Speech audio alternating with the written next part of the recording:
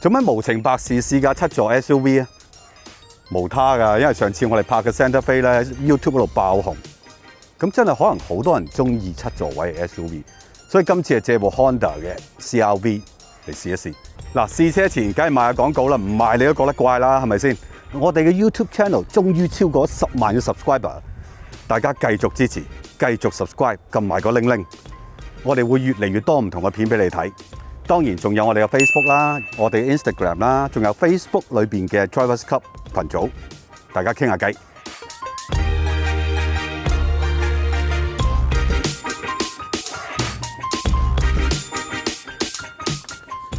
無論我哋試幾多座位嘅車咧，都係我哋一個人去試嘅啫。今次玩下啲新花款啦，揾3個揸唔同車、背景唔一樣嘅人，先試咗前、中、後排，等佢哋俾下分先。我哋第一位嘅試車員就係 Kenneth 啦，一睇就知佢年輕啦，一定係冇家庭負擔，除非我哋唔知。平時揸開歐洲車，座位越少越好嗰種咧。佢第一次揸 CR-V， 一上車冇幾耐就話車頭好巨型啦。油門反應咧又特別敏感，要啲時間適應喎。嗱，佢嘅身高唔矮㗎，180㗎。中排佢話似梳化喎坐落去，但係後排咧居然話唔可怕喎，因為後排座椅嘅角度可以調校。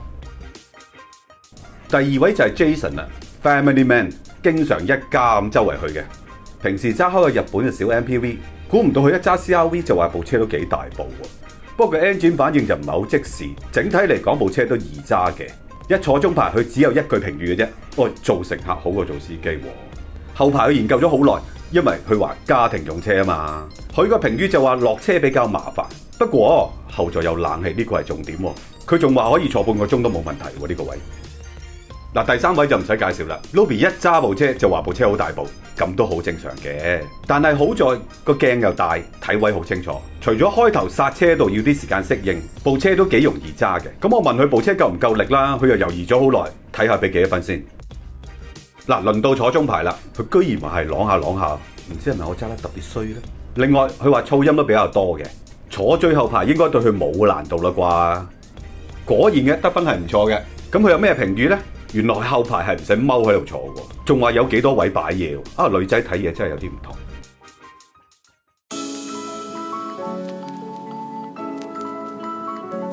如果講到大概30萬至40萬之間嘅7座位 SUV 咧，市場上邊個選擇其實唔係好多。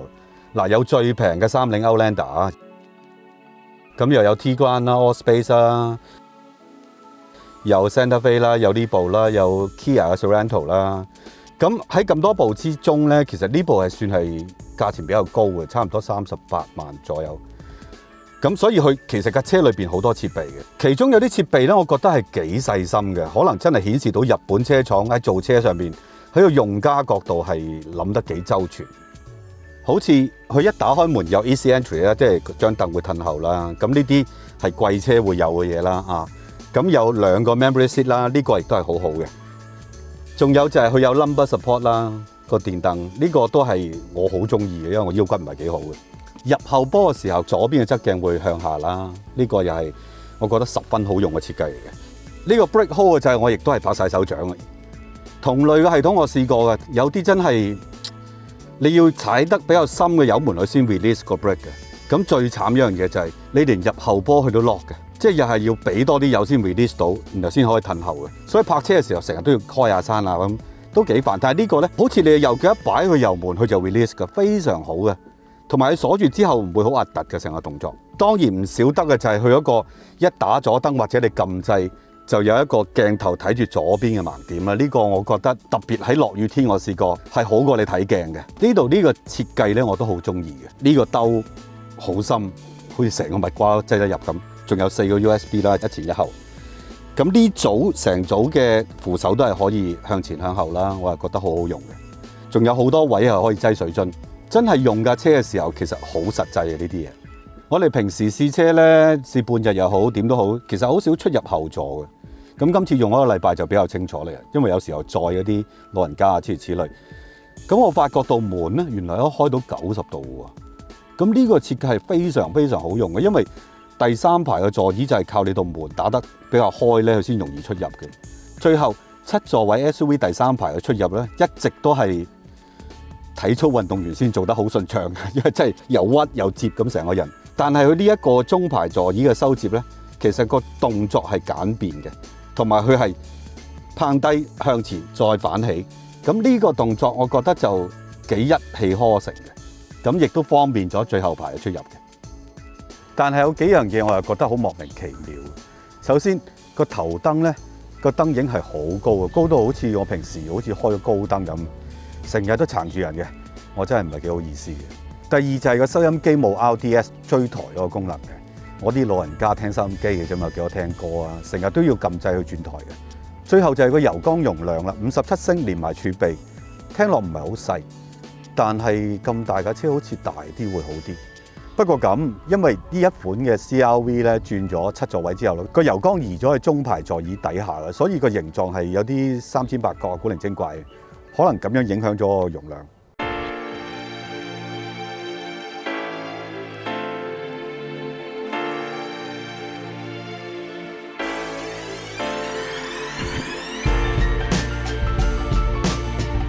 揸咗一個禮拜，行咗大概800公里左右啦。咁做出嚟嘅油耗呢，大概係8.5 Lit 100公里。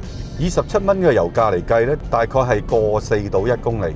其實係幾平嘅。點解咁講呢？我哋上次都試過 Santa Fe 都係7座嘅 SUV。咁我哋同事阿安試，咁佢做出嚟嘅油耗係10.5度。咁你大概就知道100公里爭2 Lit。雖然佢有8.9匹，而家呢副係1500cc。個排費都爭咗好多嘅，但係我揸咗7日呢，我覺得 CR-V 真係用家嘅車嚟嘅，即係一家大細輕輕鬆鬆嘅車嚟嘅。所以反而個重點係佢夠唔夠舒服，啲嘢好唔好用。我就覺得呢架車喺呢個級數嘅 SUV 嚟講呢，係屬於幾舒服嗰隻嘅。如果話10分係滿分呢，司機位嚟計，我俾到佢8分以上嘅，因為我覺得個懸掛係做得幾舒服嘅，好溫柔，但係唔軟弱嘅。我記得我上次試 Sorento 嗰個柴油呢，佢都係幾柔軟嘅懸掛，舒服嘅。但係呢，當你剎車嘅時候，你又覺得佢軟弱咗少少喎，即係個頭會中得緊要啲。咁呢架呢，就冇呢個問題嘅，向前中或者向後仰嗰個幅度呢係有嘅。咁但係唔係好過分嗰隻嚟嘅。另外我中意佢條胎唔係真係用到好大咯。咁而家有翻啲厚度呢，反而係做翻 SUV 好應該有嗰種舒適性。溫溫柔柔咁摁下摁下，過啲凹凹凸凸嘅時候呢，又唔會下下都俾晒個懸掛去做晒嘢先，係條胎都去摁一摁先。咁呢種係舒服嘅感覺嚟嘅。雖然呢一部係Honda第一部 SUV 用 Turbo 引擎嘅，但係成個調教呢，好明顯係真係唔係為咗個 power。好多日本廠都係咁做車嘅，即係佢哋每一部車唔係將統一嘅個性咧擠晒落去所有車嘅。呢個同歐洲廠唔同。你好似寶馬咁，我無論做咩車我都話要有 handling。咁但係咧，去到日本車廠，就算去到 Honda 呢一個即係跑車好出名嘅牌子，但係佢哋一做到呢啲家庭車咧，就即刻係好 family man 嘅，好鬼舒服嘅。所以就算而家呢一架車係用咗新嘅底盤，懸掛都係一樣，前麥花臣後多連杆，但係有改過啲杯士啊，有改過啲吸震筒啊。但係成個改動唔係為咗架車更加快或者劈得，而係更加舒服。唯一仲有少少 Honda 嘅堅持呢，佢唔會將個 body roll 因為遷就個舒適性呢而算罷啦，咁係咁噶啦。咁我點解會咁講呢？我喺大山落雨天試過呢部車，當然係一個人啦，梗唔係成家人啦，唔劈得噶啦，好老實。好大程度係個 CVT 阻礙咗力量傳遞個直接性嘅。我喺大山上上落落咗2次，我反而覺得唔係想象中咁懦弱嘅，即係佢真係沉到某個位咧，佢其實係撐得住嘅，佢唔會俾佢過晒龍嗰隻嚟嘅。即係有好多車其實為咗遷就嗰個舒適性咧，搞到成個車架個懸掛都係偏臨嘅，但係你唔想去再呃佢嘅喺啲彎嗰度，因為你知道個 mass 已經揈得你好緊要，好似坐咗喺啲機動遊戲喺度係咁揈係咁揈，你知道個 G-force 喺度揈緊你出去嗰種感覺嘅。咁佢冇嘅。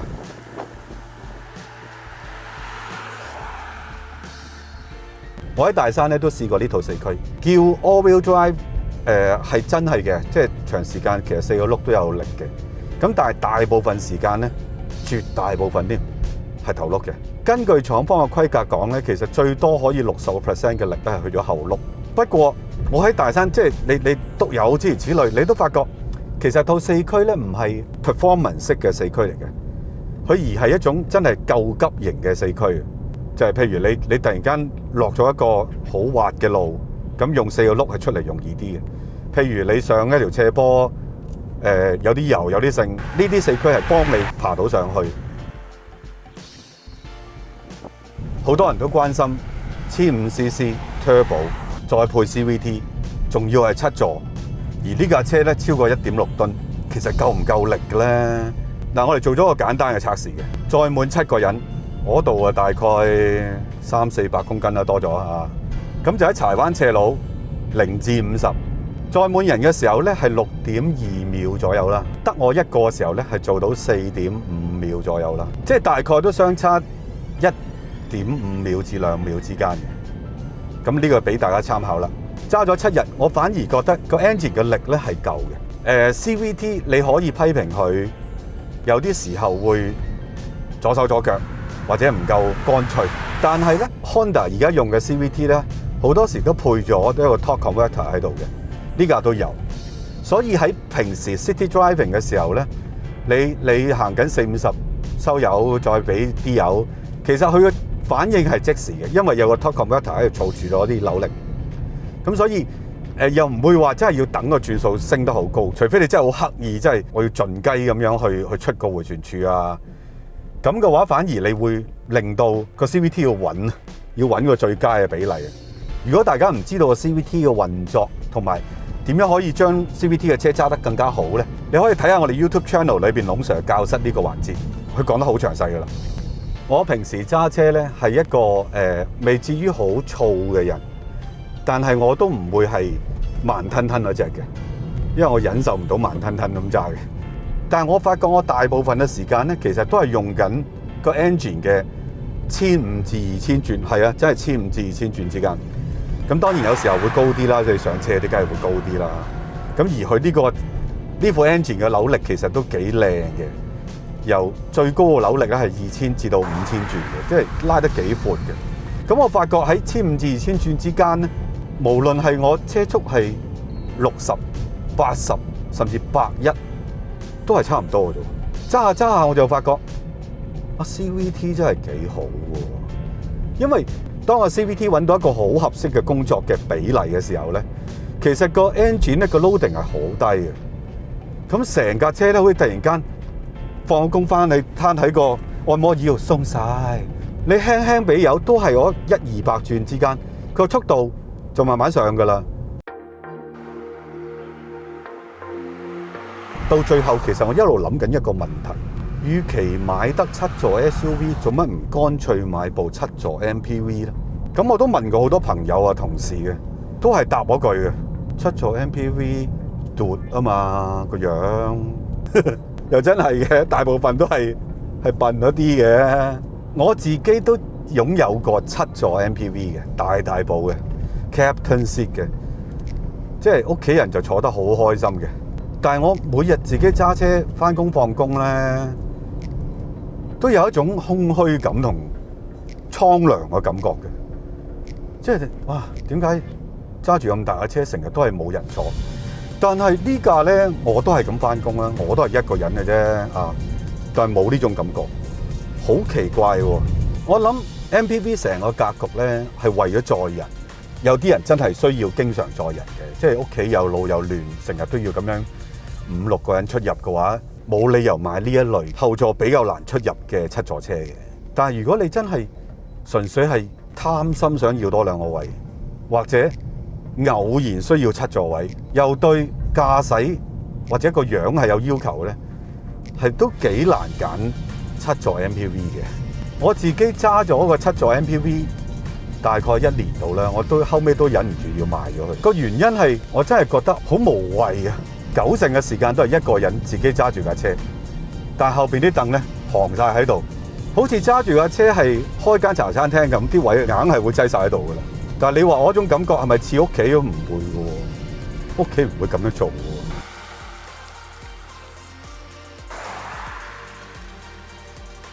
仲有一樣就係我揸咗1個禮拜呢一類7座 SUV， 其實嗰個揸嘅感覺同個坐姿咧，都係似翻一部普通嘅 SUV 甚至私家車嗰種感覺嘅，就同 MPV 係幾唔同嘅。MPV 個樓底好高咧，係某程度上係令到啲人覺得舒服嘅啊。